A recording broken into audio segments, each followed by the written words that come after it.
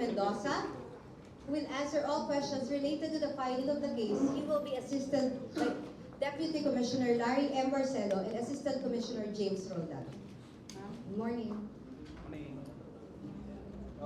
Ngayong umaga po, alinsunod sa direktiba ng ating Pangulo na papanagutin ang mga nasasangkot dito sa tax evasion, sa flood control anomalies, ay nagsampa po tayo ng dalawang tax evasion cases laban sa dalawang flood control project contractors. Ang una po na sinampahan natin ng kaso ay si Sally Nicolas Santos. Siya po ay proprietor ng Sims Construction Grading.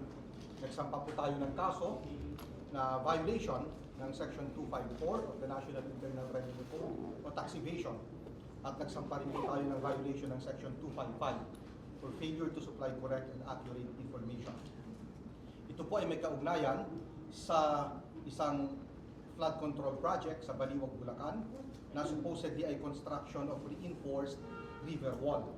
Nakatanggap po siya ng kabayaran para sa kontrata, subalit wala pong nagawang flood control project. Po siya ng tax return sa Bureau of Internal Revenue at nagdeklara ng deductions or construction cost.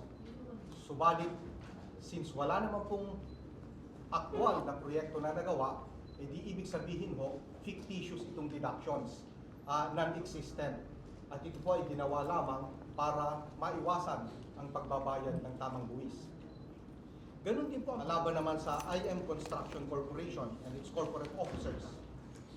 Ganon din po ang gist ng kaso. Nakatanggap sila ng kontrata para sa isang flood control project sa Barangay Santo Rosario, Hagonoy, Bulacan. Ito po ay construction of pumping station and floodgate. Nagbayad ang gobyerno, nag-file sila ng return, nagdeklara sila ng deductions or construction cost. Subalit ghost po ang project. Wala naman po talagang nagawang proyekto. So sa makatuwid, yung kanilang mga deductions na yun, construction cost, ay walang basihan, fictitious at ginawa lamang para maiwasan ang pagbabayad ng tamang buwis. All in all, dito sa dalawang kasong ito, ang total tax liability is around 14 million pesos. Total for the two cases. For Sally Nicolas Santos, ang kanya pong tax liability ay 6.4 million. And for IM Construction Corporation, ang tax liability po ay 7.4 million pesos. Sir, ano mga to? For Sally Nicolas Santos, this is for the first and second quarters of 2025.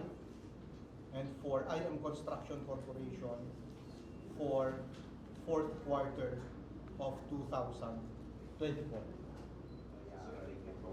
Ay, sa kaso. tama po yun. Sapagkat maliban po sa kanilang kriminal na kasong kakaharapin, ang criminal case naman po ay upang maipataw ang tamang parusa, imprisonment and fine, kinakailangan pa rin po nilang bayaran ang buwis na dapat na binayaran.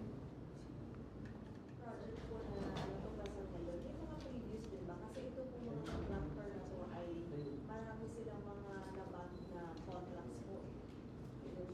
Yes, in fact, ito na po ang panglabing-dalawang kaso na isinampa ng Bureau of Internal Revenue. May mga naunang na pong kaso na isinampa ang BIR laban sa mga ibang contractors. Na ang total na kabuuan na nga po ng tax liability ay umaabot na sa 8.8 billion.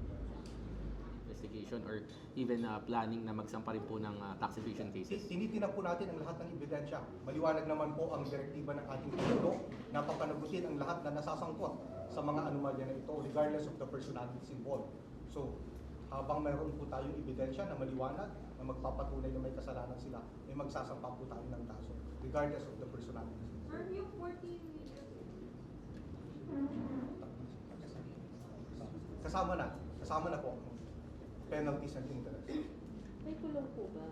Meron po, Penalty. meron po. Gano'n pa ba? Ang kulong po ay umaabot sa 10 taon. Sir, may deadline sila para mabayaran yung buwis. Ito po ay magiging parte ito ng desisyon ng korte. Kapag napatunayan na talagang may tax liability, bahagi po yan ng magiging desisyon ng korte. Sir, clear ko lang po. Doon sa mga elected official, may iniimbestigahan kayo sa tax liabilities. Tinitingnan po natin lahat.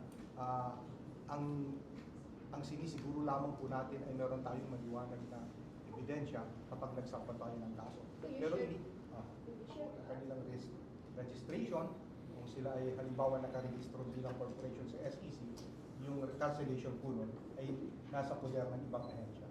So possible sir, like for example, may pending sila ngayon na mga proyekto, tapos sila yung contractor na kinuha, hindi na nila pwede. Hindi na rin ho, at sa pagkakaalam ko naman, even ang DPWH, ito mga na-flag na mga contractors na involved sa flood control anomalies, may direktiba na rin na hindi na, may stop order na, may blacklist.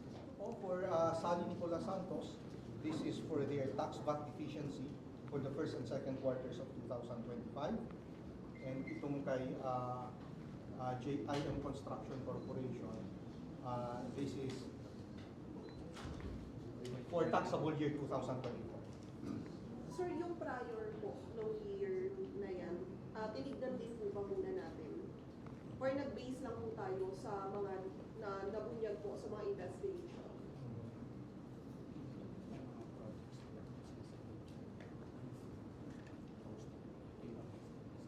Yes. Ito ho yung established na mayroong flood control projects. Ngayon may mga tinitingnan pa po tayong iba. Kung maliwanag na may iba pa silang proyekto at sa pagtingin natin wala rin hong aktual na nagawa na proyekto. Kahit meron man, kung bloated yung kanilang deduction or operating cost na dineklara, that can be the subject of a settlement. Yeah. Iniimbestigahan po natin ang lahat na posibleng involved dito sa mga flood control anomalies na ito, regardless of the personalities nito. Gusto lang po natin siguraduhin na pag nagsampa tayo ng kaso, meron tayong maliwanag na ebidensya. Sinasabi niya na nagdeklara siya, nagbigay siya ng donation na 30 million pesos. Ibig sabihin, meron siyang asset na 30 million pesos na ibinigay niya. So, ibabangga naman po namin ito sa mga tax returns na isinampa niya. Kung yung bang ibinayad niyang buwis ay tumutuma doon sa asset na yun. Yun naman po ang angulo na titingnan ng DFI. Sir, ginagawa niyo ngayon, sir? Merong mga hinaing ang ating mga stakeholders na hindi kaagad na-actionan o baka naman meron tayong mga proseso na mas mapapabilis pa natin or magiging mas madali nilang intindihin, bibistahin po natin yan at aayusin natin. Maliwanag po ang mandato ng Bureau of Internal Revenue. Hindi lamang po tayo nangungulekta ng buwis, kundi isa rin pong mandato natin. And equally important, napadaliin ang pagnenegosyo ng mga businesses at magagawa po natin ito kung mas madali ang compliance, mas madali nilang masundan at maintindihan. At mas mabilis po ang aksyon ng BIR.